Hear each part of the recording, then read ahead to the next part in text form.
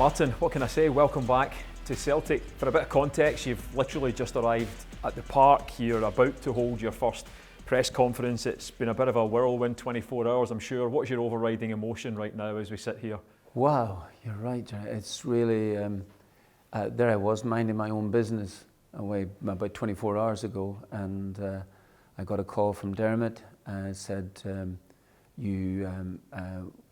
obviously Brendan had resigned at that stage, and would I come in until they got a permanent manager? And I got 10 minutes to make a decision on it. It should be typical Dermot, really. Excited about the challenge. Never thought that any of this here could ever happen, I must admit. So to a certain extent, I'm probably still in a state of shock. However, you have to get over that there, because there's a game tomorrow night, and it's all happening right in front of you. So it is. It's until Celtic appoint a permanent manager. That could be in a week. That could be in 3 weeks' time, or 2 months, or whatever the case may be. But really, delighted to be here, excited by it, nervously excited by it as well too, like everything else, and probably still haven't, as I'm speaking to you, probably still haven't really got over it yet.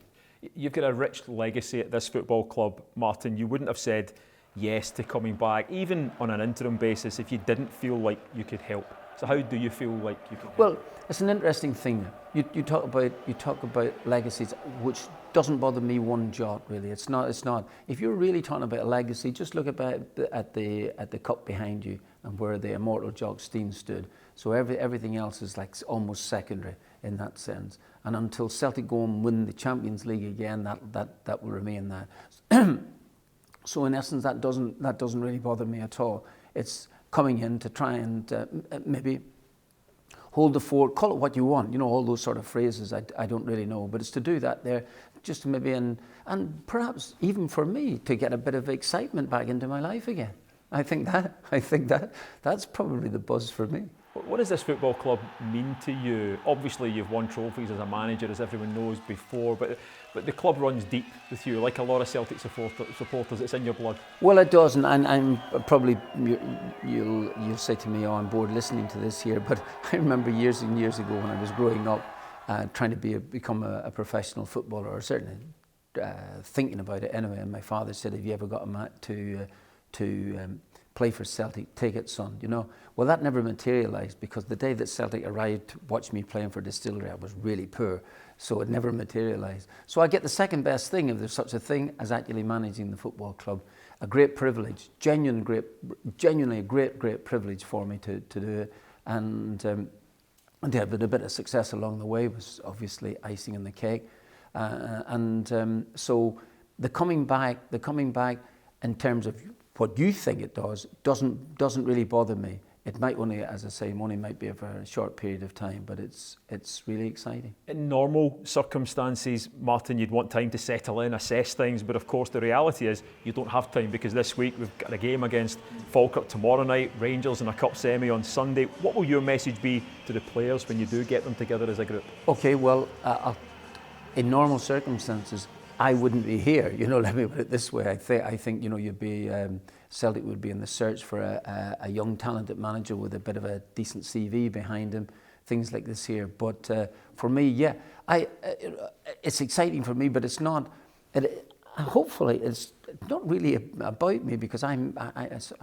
might be gone and more quickly than anybody imagines. But it's just, it's an opportunity to help. And like everything else, it gives me a bit of excitement. And you know what? Being around young players again might make me feel a bit young. So in terms of the message, just try and... I know this is old cliched stuff, but a successful football club has everybody on the same page. Absolutely everybody. And the supporters, on the same side as the players, I think would be the most important thing, and that would be something that I would maybe be trying to align. You're not going to do this on your own. You've got a team of people behind you. Tell us a bit about your backroom team. Well, Shaun Maloney, Shaun is coming in to do it. I had a little say in the picking of it, which is not a problem. I mean, if I thought that I was throw back the clock away back about 25 years and a different issue, I can bring my own squad. You know, I'm privileged to do it. So if anybody said, listen, this is what you're going to work with, it is not a problem to me. And particularly with Shaun is great because I knew him as a very talented player. I took him to Aston Villa as well too, and then he went back to Gordon at Celtic. So Celtic's in Shaun's blood. There's no question about that there. Stephen McManus. Stephen was a young player as well too, and I hear nothing but good things about them. And then Fozzie, that I met a couple of weeks ago, Mark Fotheringham, and I'm not thinking that the next time that we might meet up would be together. So I saw him at a League Managers Association meeting, and Fozzie, as I call him, Fozzie is Fozzie, and he has not changed a bit. Still has got that temperament about him.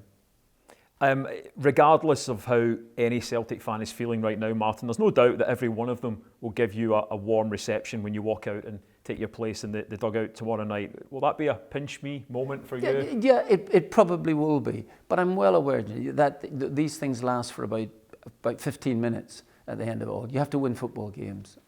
And if I've been saying often enough and doing a little bits of punditry here, it applies to me. You have to win football matches, and that's the most important thing. And Celtic have got to get back on the winning trail as quickly as possible. The group of people who are most important at Celtic, as you know, are the fans. You know that as much as anyone who follows this club. What would your message be to them as they awoke today to the news that you are going to be back in the dugout at Paradise? Well, I'm quite sure that there'll be a group that will be delighted. There'll be a group that'll be puzzled about it, as well too, and thinking what can he do. As I said just earlier to you, just the alignment, the fans and the team together would be the most important thing, and that has, in my experience here as a manager, it always seemed to be that way, that the fans were right behind the team, and this is it. So I think that's the most important thing.